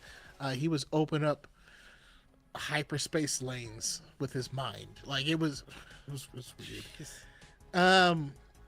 So yeah, Palpatine in Legends was a beast, but again, in effectiveness, you can't beat Vitiate. Vitiate succeed. Vitiate is the ultimate Mary Sue. When Vitiate was a baby, he was born. He came out of his mother, and then he murdered his father with the Force as a baby. And you're like, he's a baby. What the hell? And then he ruled his planet, and then he ruled everyone. He was broken. He was broken. All right, so your strongest Jedi in Legends is Luke, and your strongest Sith is Vitiate / Sidious. I still think Sidious is the most powerful. Like, he has the most horsepower, but Vitiate won the most races. you could say. Yeah. But and Crate is certainly up there as well. Luciano on TikTok says Vitiate is my favorite Star Wars name to say. It is a great name to say. It is. How many Jedi Masters had siblings with Force abilities? Obi-Wan Kenobi's brother, I believe, was teased as being Force sensitive. So Obi-Wan doesn't have truly a canonical brother. Like, he remembers having a brother, but we don't know anything about him. I'm trying to think. There's not many siblings that we know of in canon. There have been cases of siblings being Force sensitive, but both of them aren't powerful enough to be considered, for the Jedi. We have Tiplar and Tiplee, who are cousins. We have Tarek and Sarat, but they're Bond twins. Yeah, I think. Yeah, I don't know what you would classify them as. As far as siblings, I mean, obviously Luke and Leia both Force sensitive. But I really feel like Anakin's line, him being born of the Force itself, is like, we're built different. We have lineages. We have bloodlines that are strong throughout generations. Not every generation. We have Satele and Revan giving birth to Vader. We have then throughout the bloodline, we have Tasil, and then we have Satele. But they're several generations removed from each other each way.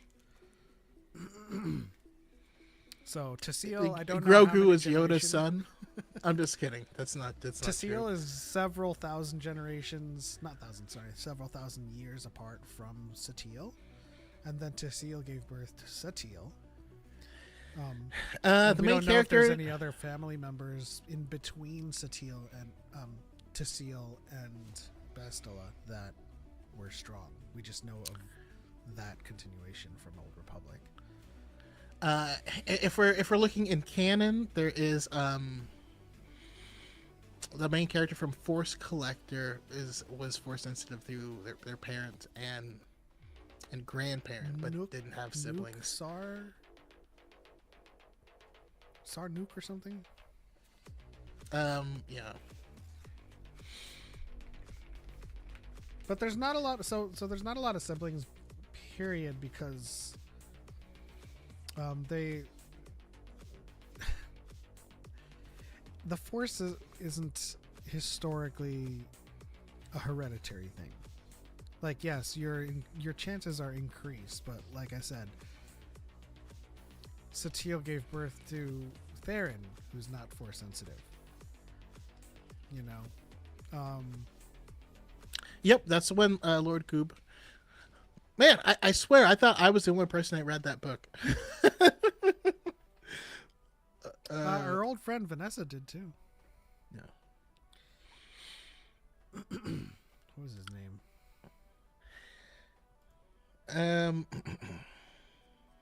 Well, it was Carr. It was Carr. I don't remember anything else. But there was in the expanded universe, though, it was more common, right? We had Carnuxin. I knew I had a nuke in there. We had, oh my God, what's his name? Star of the X-Wing books. Cornhorn? Yes. So Corrin had two kids. Corrin Horn and Mirax Tarek had kids, and they were all Force sensitive, right? You of course had Anakin, Jaina, and Jason, and then Jason's daughter also Force sensitive, but I guess that's not a sibling. You had Saba Sabatine give birth to a clutch of Force sensitive lizard monster babies that lived under the temple.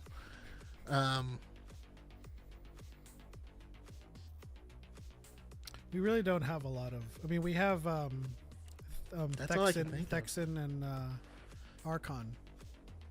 Oh yeah, Thexan and Archon. Not Vader. Their sister, Vela, I think. Valen, Thexan and Archon. But the story of the Force and families has always been a generational thing and not really like a horizontal family thing where the whole entire family is Force sensitive. It's been. I think it's way more akin to like a mutation for the X-Men than it is anything else. Where you can have siblings that both have it, that one has it, that it's wildly different, or sometimes it's the same thing. You know, Magneto controls magnetism, right? And then he has a daughter who also controls magnetism. But then he has another one that's a Scarlet Witch and just does stuff, and has another one that is a speedster. And you're like, what the hell? Those don't have anything to do with magnets. And you're like, yeah, I don't know. Don't worry about it. Now they're not mutants anymore. Now they are mutants again. Now they're dating each other. That was so gross, and I hated it. They needed to knock that mess off. But like Nightcrawler's family is weird. Did the Sith purebloods have non-sensitives? I know you can go any class with them. No, they didn't. They were all Force-sensitive beings. It was a Nexus planet, but they weren't like the thing about the Sithari and any kind of race that was written as like as a Force-sensitive culture, as a race or a species. They weren't like Force sensitivity wasn't a thing that they classified. They were just living. They just existed. You know?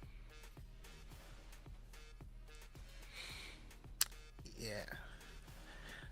Just a weird thing. So Nightcrawler, they made him to be the son of Azazel, right? 'Cause we saw Azazel teleporting people around in X-Men First Class and whatnot. But then the X-Men retconned it. The X-Men comics retconned it in the funniest way. So there's another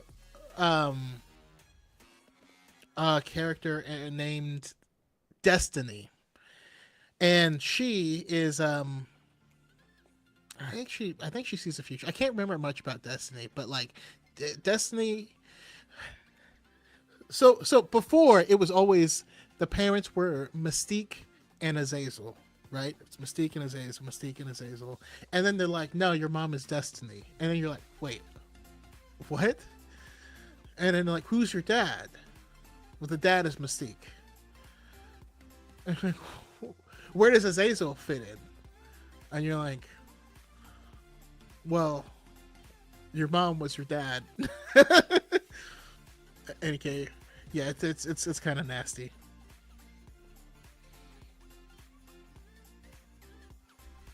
In general, the Force. I mean, like the biggest example of it being very selective in general is Shmi.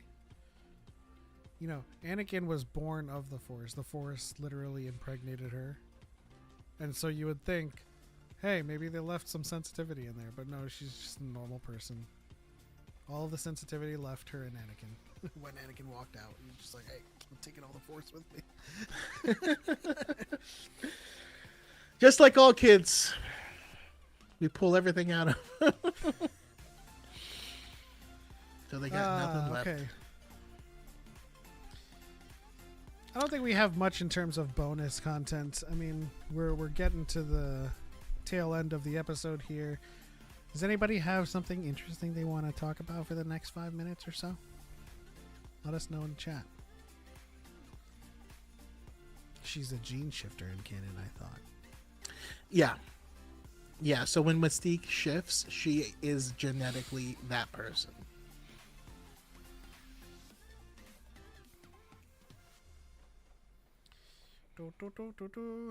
Which can lead to some problematic situations.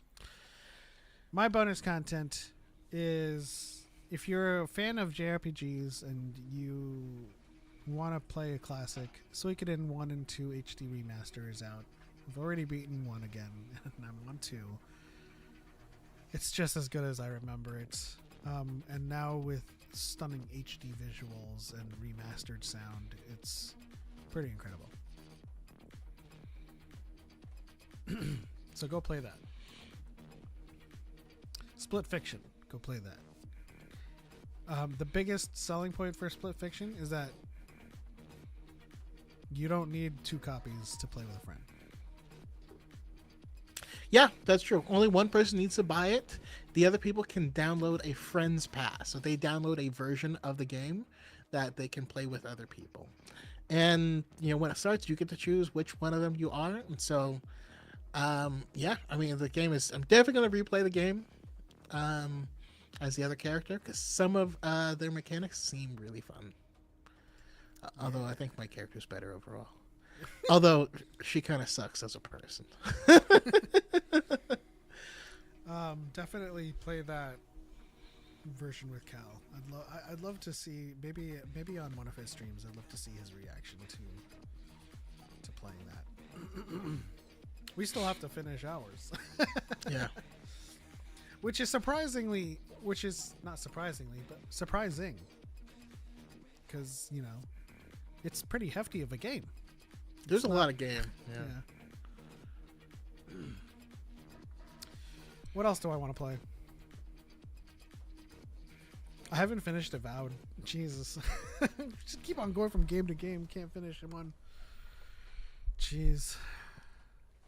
I had a blast. I didn't have it for an extra couple of weeks. I had a blast playing my heavily modded Skyrim, but I think I'm good.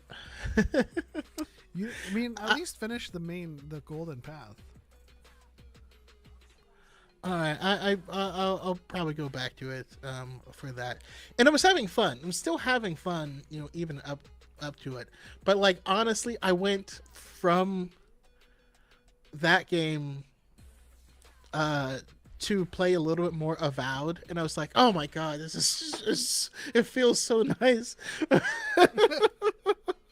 Well, yeah, I mean, It's the just Elder it's just Scrolls time. games haven't aged well. But at the time of their release, they're really good. And the only reason I say at least finish the Golden Path, the whole Dragonborn storyline, is that it's a really good storyline. Like, of course, if you heavily mod your game and you get lost in the sauce, you can really go on some tangents with a lot of the side quests And side invented stories. quests from random people. Yeah. You can get And so lost. that's where I was. I was like on this side quest. And then I was like, what am I supposed to do here? And I was trying to look it up and it was like, nope, this is a mod quest and it's weird. And I was like, oh Jesus. Yeah, just go Okay. back and finish the main storyline. But stuff like Elder Scrolls and Skyrim has always been like that. It's always been player-driven narrative, right? You can like the vast amount of people that play Skyrim and that have played it for years and years and years have been just creating their own stories with it. I had my own story of my own warrior family that I had created with my chat back 10 years ago when I streamed it. And we would never touch the main storyline. We did finish it once. We finished the main storyline once, but that's the thing about the Skyrim games. It'll literally take you like maybe 8 hours to finish the main storyline, and then it like drops you back in the game. Like, all right, now go do everything else. I did return to Starfield because I wanted to play through the extended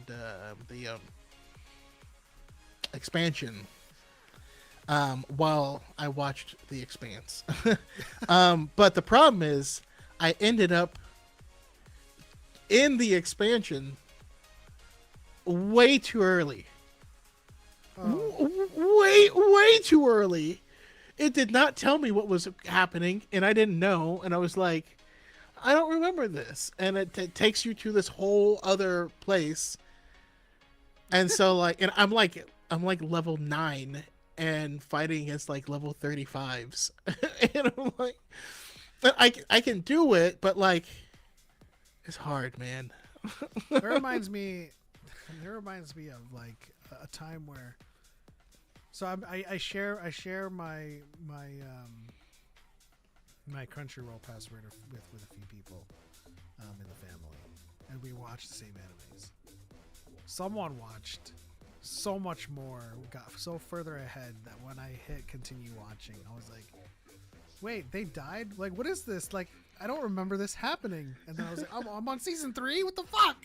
So I can imagine how that feels. But yeah. So like I also said, would like to play Titan Quest 2. I saw someone playing it. It's an ARPG, and it just looked fun. What was the other game you wanted to play? It was the ship game, right? Oh, Jump Ship. Yeah, but that's not out yet. Oh, okay. Games need to give you more of a reason to do side quests. Main stories always feel too urgent to put on pause to explore. I mean, I think Skyrim does that really well, to be honest. You're My always experience lost on a with tangent. Skyrim is that it doesn't give you any importance for the main quest, so the side quests feel equally important. Even though, But that doesn't mean they're not good. Like I have fallen in love with like the concept of me joining the Thieves Guild, and I'm going around cooking the books for places and stuff, and like that's just pretty cool.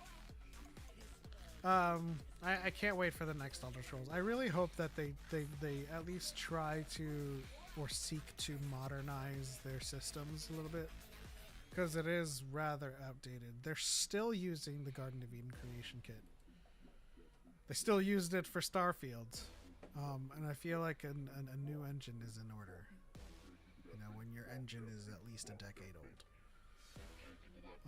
or more than that. I forget when the latest Creation Engine 2 came out, but that was. I think they created Creation Engine 2 for Skyrim. So when was Skyrim? 2014?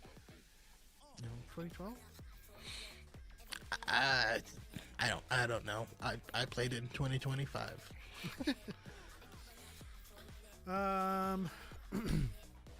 But in any case, the final word is that there's way too many games to play, way too many animes to watch, way too many shows, not enough movies. It's a really weird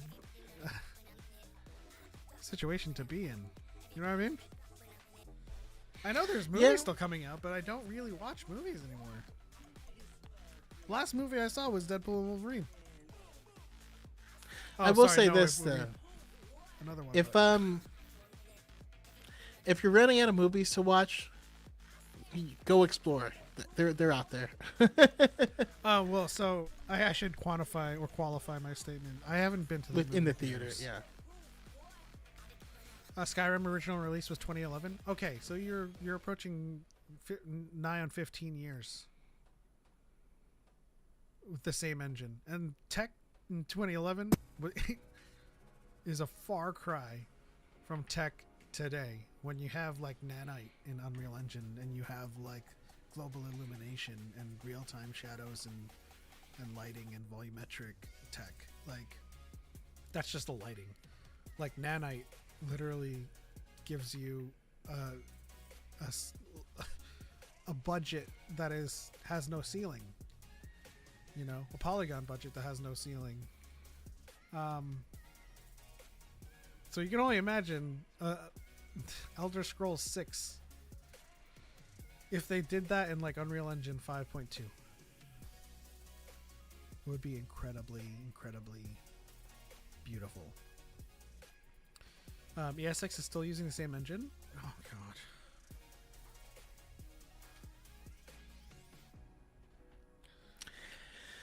Well, I mean, we'll see if there's any more juice that has any more juice in it. That is disappointing, though. Yeah. I am very excited for the new Assassin's Creed, though. I'm very much looking forward to that. That's going to be really good. And also, Pep, I just want to make sure you put Rise of the Ronin on your list for when it comes to Steam, because it will come to Steam. And that game is surprisingly fun. It shall be added. It is added. But with that said, it is 10 minutes over. That's all we have to talk about today, this week, in Star Wars, in anime, in fandom, in general. Blue Eagle said, or Goop says, Space Marines 3 announced. Nice. Was it announced? I have no desire to play any of them. I'm sorry. I know some people swear by them. I'm happy for you. I truly I need am. to do a little more research on ESX, but I did watch a news YouTube video on it a while back. Gotcha. Yeah, thank you guys so much for hanging out with us. Thank you guys so much for engaging with us and having a conversation. Always a blast to hang out with you guys. We did cover a lot, even though we didn't have much on the agenda. Let me look at the agenda, and we covered it all. Anime of the week, Hunter Shutdown. We didn't talk about Daredevil because, you know, just tune into our watch parties on Tuesday nights to talk about Daredevil. Really, what happened? He won the case, anyways. Anything else, Choco? Nope, I think that's it. All right. That's it for episode 210. We'll see you next week on Friday, 5 p.m. Pacific for the next one, 211. Otherwise, that's it. On to the next one. For Light and for Life, we are all the strongest Jedi and Sith in canon. Yep, and may Vitiate hold you tightly at night. Farewell.